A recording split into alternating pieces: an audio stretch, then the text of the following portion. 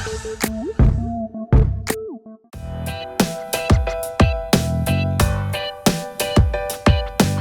in the offing, but I think that opening of Grand Masti is what inspired us to make Kya Kool 3, because we had done Kya Kool 2 in 2012. So 2013 come and decide Kya, I mean the production now decided. And 1 year later Umesh came on board. I think the bosses in the company met him, and I wasn't even aware, and we were both informed that Umesh is going to be part of the film. So he'll tell you how he came on board, and of course around the same time we had Aftab also join us in this franchise.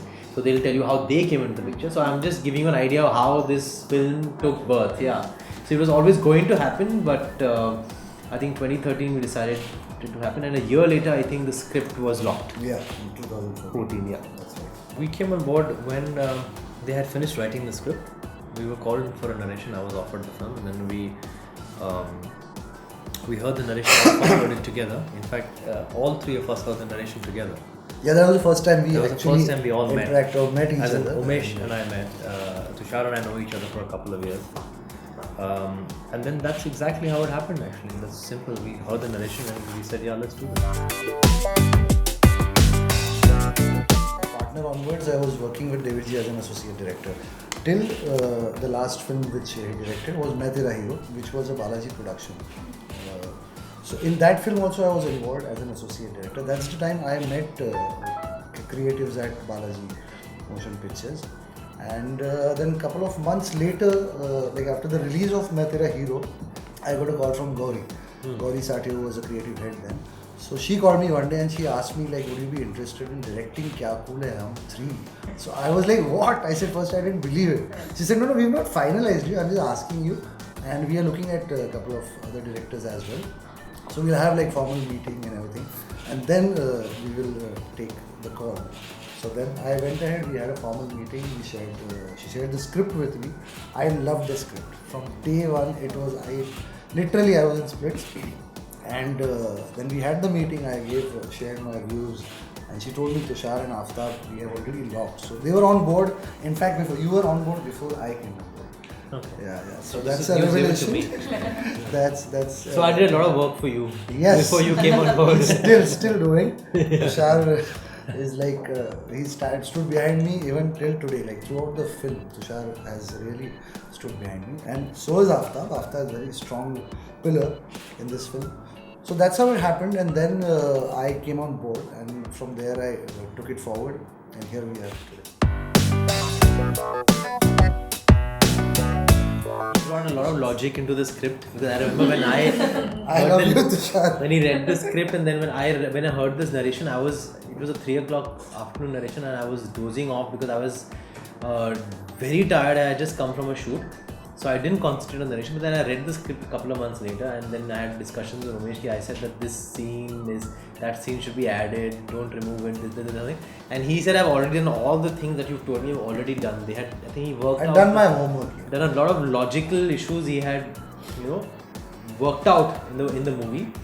So I think Umesh changed the script a great deal. I mean, to suit what he thought would be right for the film. Yeah, see, I'm of an opinion like even if you are making a comedy, there should be logic. I used to have arguments with David Ji also. I used to tell him, sir, इधर थोड़ा logic हम लोग छोड़ रहे हैं. So that's like audiences today is very smart, and they really can't digest if you make a comedy, a very illogical comedy.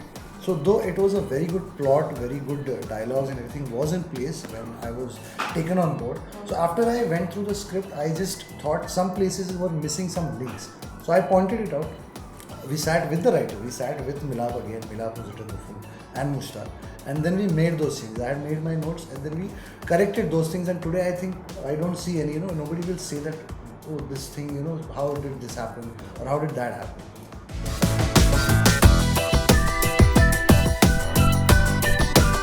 David Ji's first reaction was कि तू ये कैसे करेगा? Because 10 years is a long time, and what he knew, like me as a person. So they also like my on sets and as a director I'm very different, and off sets I'm a very sober, thanda kind of a person, I think. So and my looks, people get scared, very serious kind of a look I have. So David Ji का पहला सवाल ये था. So I told him, sir, that's the other side of me which you have not seen. So don't worry about it. I will take care of it. I'm pretty confident about it because I have seen this genre. Like you've seen the films from West, and I have loved this genre. Like his Masti, Grand Masti, Kya Kool, both I have seen in theaters. Like this is like a dream come true. Let me tell you. In 2005, when I saw the film, I was like rolling down in the aisles, and I never imagined that one day I would be directing a sequel, like a third part of this film. That's lovely. Touch wood. That's very much. It's just been amazing. I mean, there are maximum people have, the masses have really loved the trailer. I think the number of hits of the trailer only here. There are people who have been shocked. There are people who are horrified. And mostly people have loved it. But nobody has ignored it. It's become a talking point. Kya Kool Hai Hum 3, and I think it's in the jokes, it's in the headlines all over in connection to adult comedies in Indian cinema, everything. It's kind of a talking point this season. So I think that has been the reaction to us also, and it's been a joy promoting this movie because the buzz, I believe, is strong. Wherever we go, it's kind of euphoric, the YouTube hits that the trailer has gotten, and whatever we're doing now is working for the film because I think the trailer has done its job. Yes. So the other promotion that we're doing, I think it's not seeming like, "Arey yaar, ye log se jaake chehra dikha rahe hain har jagah." The usual, regular. People are noticing everything that we're doing because it's connected to a film that's trending. So I hope, fingers crossed, what I'm saying works out for all of us on the 22nd of January. Like one small thing I would like to say that people are actually mouthing the dialogues. Yeah. It's I think first time. Yeah. Kya Kool पहले दो आई है, Grand Masti बस्ती भी आई है, but people different dialogues they have picked up, like this आता माझी लटकी और things like that. So I guess there is a lot of buzz and curiosity.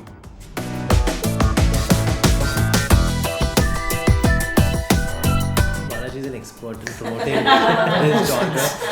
Starting with LSD, Dirty Picture. Ragini MMS. LSD, we got great reviews for also. We got like 4 and 5 stars for it. Dirty Picture got great reviews. Kya Kool Hai Hum 1, Kya Kool Hai. I think all entertainment that was, started. It has worked for the company, and I think the company has understood how to market these films to the youth.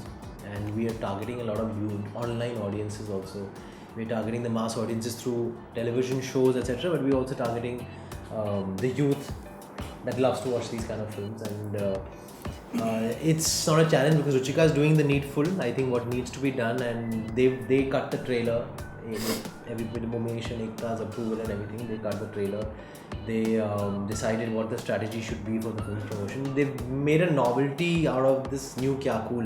Pon-com is the tagline of the film. I think that's just goes to show that I think I'm not praising it because it's family, but Balaji knows how to market this world at least. But there's no marketing till the movie doesn't open. Every marketing is, I think, just good talk. I think once the numbers come in, we'll know how good or bad the promotion is.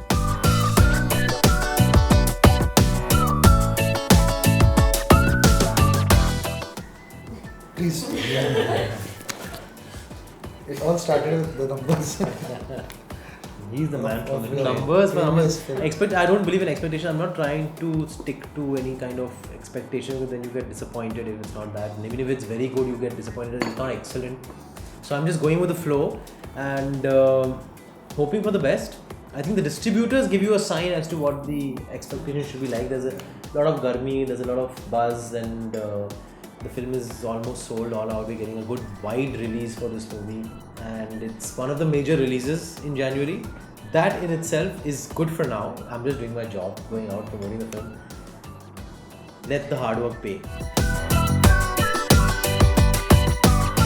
Also another talking point right now, the fact that we are getting compared to Airlift and we are getting tracked with Airlift, and we are saying calling it a clash just goes to show that our film has got a lot of buzz. That's a very big film.